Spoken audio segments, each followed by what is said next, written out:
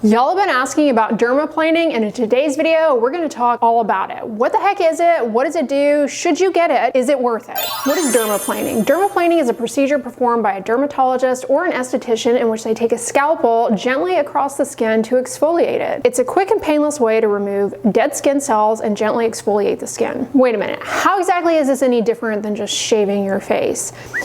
Shaving your face and dermaplaning, they are a little bit similar, but they're not exactly the same thing. With dermaplaning, it's a procedure that you're getting done by a professional in which they're taking a scalpel, and because of this, they're able to remove more of those dead skin cells in a more even, consistent fashion. Whereas with shaving, the aim there is really just to remove hair. It's not intended to exfoliate. Sure, you're going to be exfoliating to a certain extent whenever you shave, regardless of the tool that you're using. But with dermaplaning, this procedure, they're actually taking a scalpel and they're able to remove more of that dead layer of the skin, the stratum corneum, smoothing everything out. With so many exfoliating products on the market, why exactly would you pay to have this done?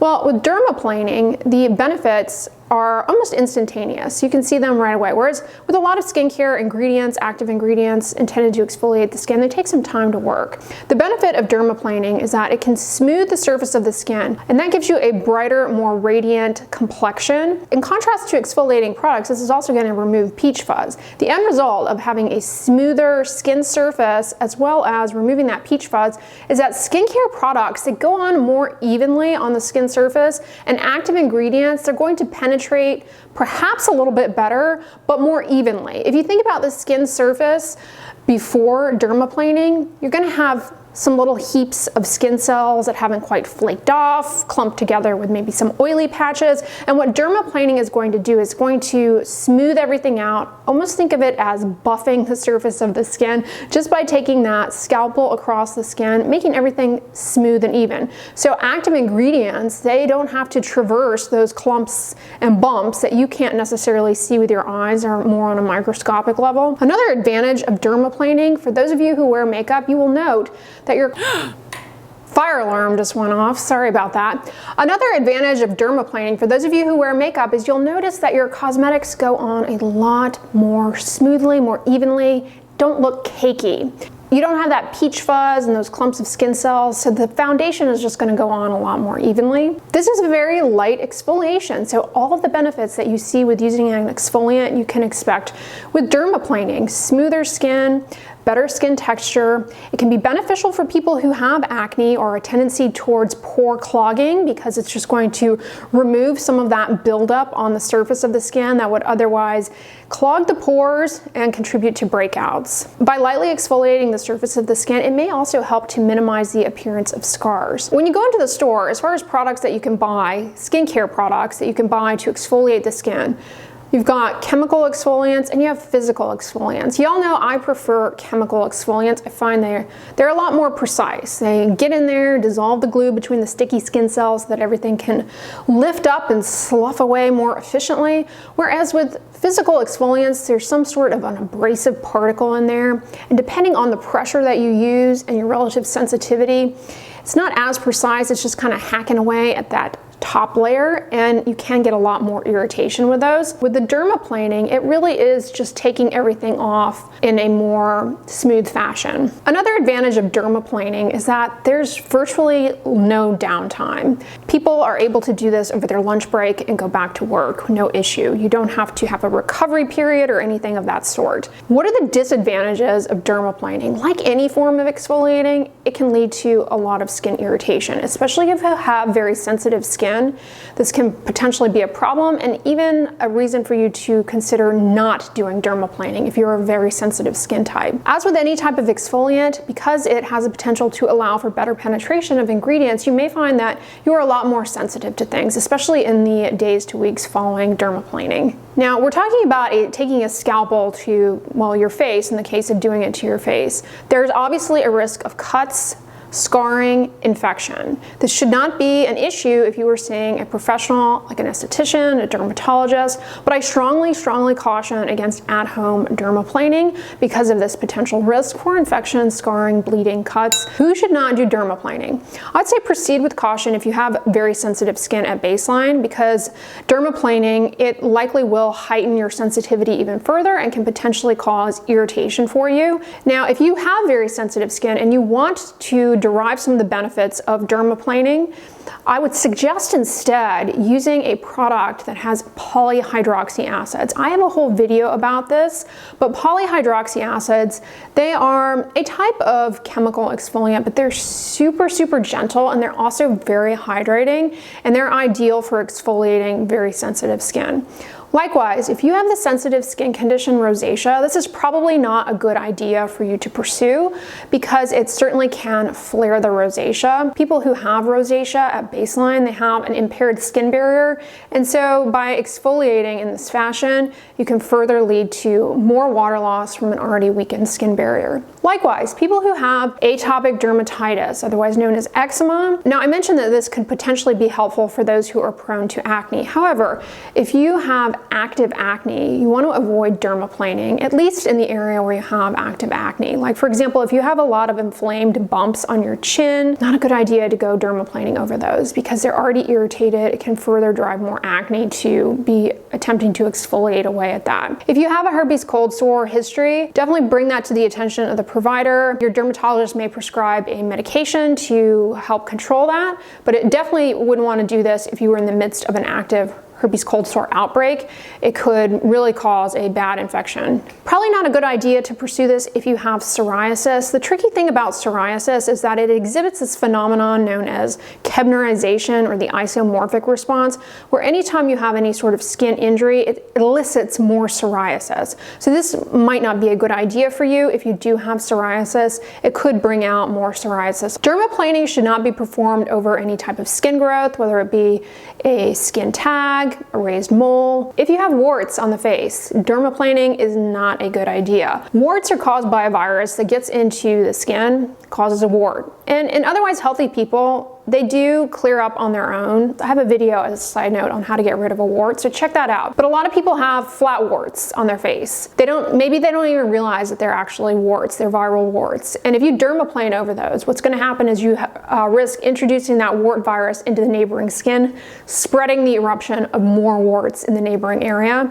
taking even longer for them to go away. Basically, if you have an active skin condition like rosacea, eczema, melasma, acne, proceed with caution. If you have the dry skin condition, keratosis pilaris, dermaplaning might sound like a good idea because you're exfoliating away that dry, rough, bumpy stuff, but it can increase transepidermal water loss, might make the keratosis pilaris worse. You may be better off sticking with hydroxy acids or urea. Urea and hydroxy acids, they soften and gently exfoliate the rough bumps, but they also improve the underlying issue of dry skin because they are humectants. So those might be better choices for you if you have keratosis pilaris. If you're planning on getting dermaplaning done, what should you know? Like I said, it's a pretty quick and painless procedure.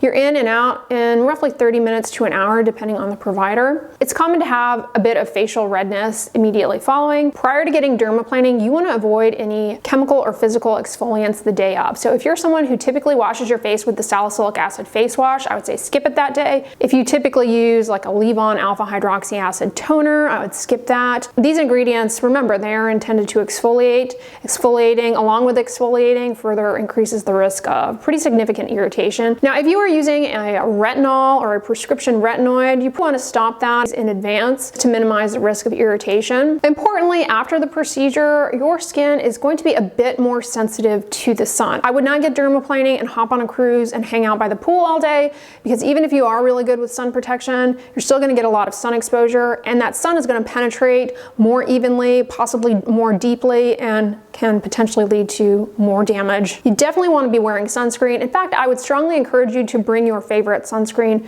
to the dermaplaning appointment so that you can apply it on immediately afterwards. There's a good chance they'll have sunscreen there that they'll put on you, but just to be safe. And given how sunscreen is one of those very individualized things in terms of the one that you like and use and doesn't aggravate your skin, it might just be a good idea to bring your own and plan to put it on right away. I would say avoid putting on makeup right after you get dermaplaning. You're fine to resume it the next day or a couple of days later, but I wouldn't go putting on a ton of foundation and blush and, you know, doing all the contour steps and all of that like immediately after you leave, because again, your skin's going to be a bit more sensitive, especially immediately after you've just exfoliated. You're going to get enhanced penetration of the makeup, and that can be pretty irritating. So I would lay off of makeup.